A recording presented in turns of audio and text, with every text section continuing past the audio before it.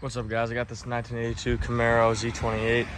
I'm working on fixing it up right now so I could drive it. Just got it running okay, I think. But it has one unfortunate problem I didn't realize because I kind of got screwed buying this. But yeah, you can see the issue with that.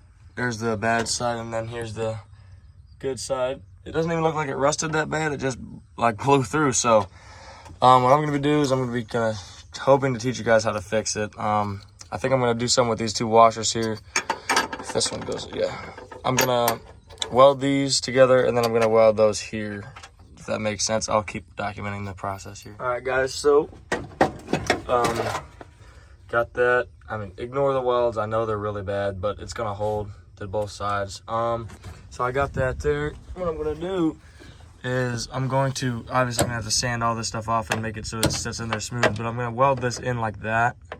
Might have to shave a little bit off the edges of the big one, but I went big and then we can adjust that later. And I will keep you guys updated with that. All right, guys, I got this all sanded up to where it needs to be. I'm gonna sand that off, grind off all the excess, and then I'm gonna weld that in. All right, so the welding setup was not great. Had it plugged into that cord, and that was the ground, but it's welded in there. Looks horrible. Don't look at the welds. This is just for how-to purposes only. But that's what we got going there. I'm gonna grind it up, sand it, paint it, and then I'm gonna bolt the shock back in. All right, guys, there's the finished product, and that is how you replace the blown out shock mount on a 3rd gen Comaro.